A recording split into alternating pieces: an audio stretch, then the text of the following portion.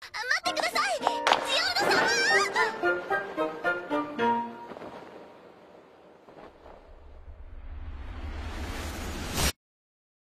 Halo guys, welcome back to my channel Amiku Senpai. Seperti biasa, Amiku bakalan ngebahas alur cerita dari anime-anime Jepang yang tentunya bisa menjadi mood booster buat kalian. Kali ini Amiku bakal bahas anime bergenre komedi romance yang tayang pada bulan April 2020. Anime ini bernama Otome Game no Hametsu Flag Shikanai Akuyaku Reijoni Tensei Shiteshimata. Panjang banget ya? Mungkin kalian lebih mengenalnya dengan nama Hamifura. Menceritakan seorang gadis remaja yang mendapatkan ingatan tentang kehidupan masa lalunya dan menyadari bahwa dia terlahir kembali di dalam game yang biasa ia mainkan. Sayangnya, dia bereinkarnasi menjadi tokoh antagonis utama dalam game tersebut bernama Katarina Clash. Tidak ingin berakhir menyedihkan, Katarina Clash berusaha menggunakan pengetahuannya di dalam game ini untuk mengubah takdir terkutuk yang menimpanya. Oke guys, Amiku bakal bahas anime ini menjadi 3 bagian dari total 12 episode. Tanpa berlama-lama lagi, mari langsung simak videonya part 1 versi Amiku Senpai. Check it out.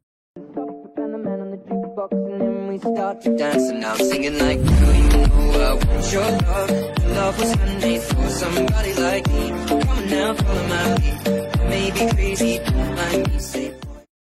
Scene awal diperlihatkan anak kecil bernama Katarina Clash yang memiliki sifat angkuh dan manja. Wajar saja karena keluarganya merupakan bangsawan. Katarina bertemu dengan Pangeran Geordo Stuart yang memiliki wajah yang sangat tampan. Setelah berkenalan, Katarina dan Pangeran Geordo berjalan-jalan di taman. Naasnya, saat itu Katarina terjatuh sehingga mendapatkan luka di dahinya. Siapa sangka kejadian itu membuat Katarina mendapatkan ingatan tentang kehidupan masa lalunya. Tidak butuh waktu yang lama untuk Katarina menyadari posisinya di dunia baru ini. Dia menjadi tokoh antagonis dalam game yang akan berakhir menyedihkan. Tentu itu tidak terdengar baik. Pangeran Gordo yang merasa bersalah atas kejadian itu memutuskan untuk bertunangan dengan Katarina. Namun pelayan dan Pangeran Gordo dibuat terkejut dengan tingkah Katarina yang berubah. Katarina tidak bersikap manja seperti biasanya. Justru Katarina merasa peduli dengan orang-orang di sekitarnya. Sejak saat itu, tingkah laku Katarina memang sangat berbeda dari biasanya. Di dalam pikirannya, Katarina berusaha memikirkan rencana untuk mengubah takdir buruknya. Mulai dari mengasah kemampuan berpedangnya, bahkan melakukan kegiatan berkebun guna meningkatkan sihirnya. Tentu ini adalah hal yang memalukan bagi seorang bangsawan. Naasnya lagi, Pangeran Gordo melihatnya begitu juga dengan ibu Katarina. Merasa dirinya akan diasingkan, namun justru Pangeran malah melamarnya saat itu juga. Dan secara refleks, Katarina menerimanya. Katarina kemudian bertemu dengan tokoh kedua dalam game yang membawa takdir kehancuran bagi dirinya, yang tidak lain merupakan adik tiri dari Katarina itu sendiri bernama Cat Clash. Pada alur cerita di dalam game, Cat selalu mendapat perlakuan yang buruk dari Katarina, sehingga membuatnya merasa kesepian. Itulah yang menyebabkan Cat tumbuh menjadi seorang playboy dan tentunya itu berdampak buruk bagi Katarina. Untuk mencegah hal tersebut, Katarina memutuskan untuk lebih memperhatikan Cat sebagai adiknya dan juga mengobati rasa kesepian di hatinya. Mulai dari mengajak Cat berkeliling kebun, memancing, berlatih berpedang, bahkan memanjat pohon sekalipun. Namun Katarina belum mengetahui bahwa Cat memiliki kekuatan sihir yang cukup besar. Cat sengaja tidak menunjukkannya karena dia takut melukai orang lain. Terlebih lagi, Cat belum sepenuhnya bisa mengendalikan sihirnya. Benar saja, karena keegoisan Katarina, Cat terpaksa menuruti permintaan kakaknya itu untuk menunjukkan sihirnya. Alhasil, secara tidak sengaja Cat melukai Katarina. Merasa bersalah dengan kejadian itu, Cat mengurung diri di kamarnya. Dia menjadi semakin takut dengan kekuatan yang ia miliki. Katarina yang terbangun justru mengkhawatirkan Cat setelah mendengar cerita dari ayahnya. Awalnya, Katarina mencoba membujuk Cat untuk keluar dari kamarnya. Namun karena tidak berhasil,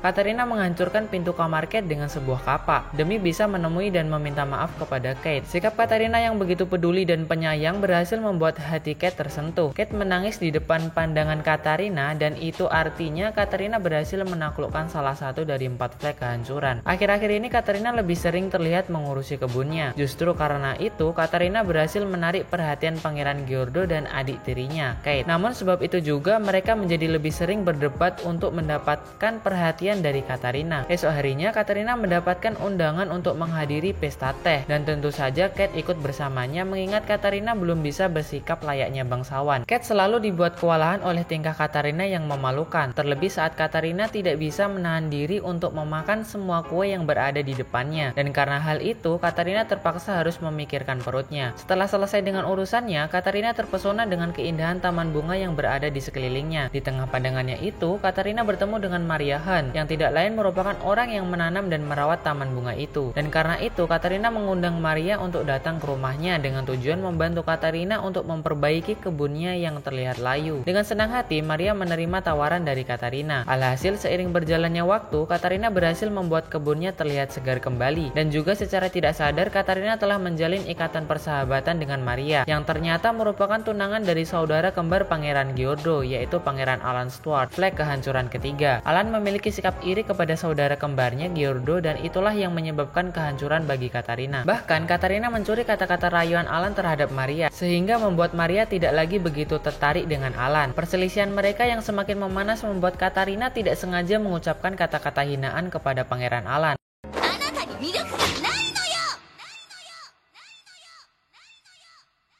Merasa tidak terima, Alan menganggap hinaan itu sebagai sebuah tantangan. Untuk menyelesaikan masalah itu, mereka memutuskan untuk memanjat pohon. Dan tentu saja Katarina bisa memenangkannya dengan mudah. Entah sampai berapa kali Alan menantang Katarina, tetap saja Alan tidak bisa mengalahkan Katarina sekalipun. Sampai di mana Alan bertemu dengan Pangeran Giordo. Rasa iri yang terus meluap membuat Alan semakin membenci Giordo. Melihat situasi yang kurang baik, Katarina memutuskan untuk mengubah tema tantangan tersebut menjadi memainkan piano. Siapa sangka ternyata Alan berhasil memainkan dengan sangat baik dan tentu saja mendapatkan pujian dari Katarina bahkan Pangeran Giordo itu sendiri. Namun hal itu justru membuatnya tersinggung. Alan berlari meninggalkan Katarina dan juga Pangeran Giordo. Katarina mendatangi Pangeran Alan dan berusaha meyakinkan Alan akan kemampuannya itu. Tak tanggung-tanggung Katarina juga memberitahu Alan mengenai kelemahan Giordo yang takut dengan ular. Berniat membuktikannya secara langsung, Katarina justru ketahuan dan membuat Pangeran Giordo merasa kesal. Sementara itu karena tingkah dan kata-kata Katarina, Alan berhasil mengembalikan rasa percaya dirinya dan berhasil membuat hubungannya dengan Giordo membaik. Yang itu artinya Katarina berhasil mengatasi flag kehancuran ketiga. Katarina kembali mendapatkan undangan untuk menghadiri pesta teh, namun kali ini dari Pangeran Giordo dan Pangeran Alan. Momen yang tepat bagi Katarina untuk mencari teman yang memiliki hobi yang sama dengannya, yaitu membaca novel romantis. Tidak berbeda jauh dari sebelumnya, Katarina kembali harus berurusan dengan perutnya karena terlalu banyak memakan kue. Apesnya di tengah jalan Katarina bertemu dengan anjing yang membuatnya harus memanjat pohon untuk menghindari anjing tersebut. Saat hendak turun, Katarina melihat seorang gadis berambut putih yang sedang dibully oleh teman-temannya. Dengan sigap, Katarina turun dan mengusir orang-orang tersebut. Terpukau dengan kecantikan gadis itu. Namun Katarina harus segera beranjak pergi menyelesaikan urusan dengan perutnya. Gadis itu bernama Sophia Asgard. Saat telah kembali, Katarina kembali bertemu Sophia yang ternyata juga merupakan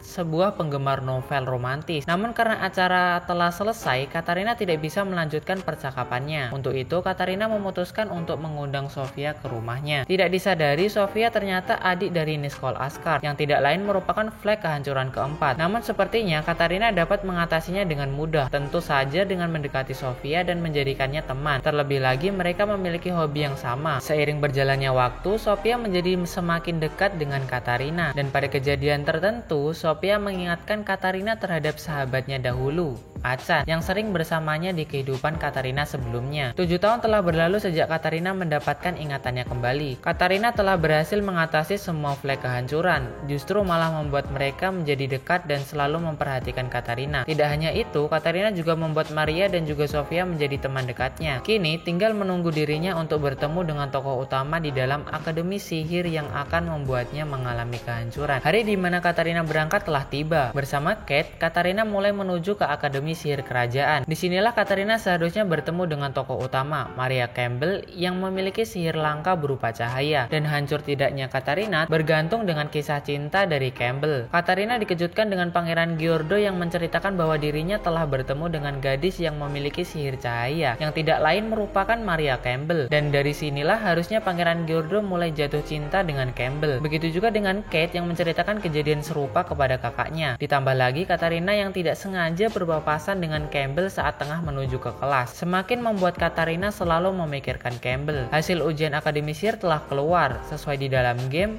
semua teman Katarina masuk ke dalam 10 besar terkecuali Katarina sendiri. Dan itu artinya mereka wajib bergabung dengan OSIS. Meski bukan anggota OSIS, Katarina tetap sering bermain ke dalam ruang OSIS dan tentu saja menjalin hubungan dengan Campbell. Ternyata Campbell suka membuat cemilan dan hal ini cocok dengan Katarina yang sangat suka makan cemilan. Dan karena itu, dengan senang hati Campbell membuatkan cemilan untuk Katarina. Waktu berjalan di luar, Katarina tidak sengaja melihat Campbell yang sedang dibully. Lantas Katarina langsung menolong Campbell dan mengusir semua pembuli itu. Katarina juga memakan kue yang dibawa oleh Campbell meski telah terjatuh. Pertolongan dan pujian Katarina membuat Campbell merasa dihargai dan tentu hubungan mereka akan menjadi lebih dekat. Dan tanpa sadar, Katarina berhasil menaklukkan semua yang menyebabkan kehancuran baginya. Oke guys, jangan lupa tinggalkan komentar untuk mendapatkan part keduanya ya. Like video ini apabila kalian menyukainya dan subscribe channel Ameku agar kalian dapat mengetahui update-update terbaru tentunya seputar anime. Terima kasih telah menonton, thanks for watching and bye bye. See you next time.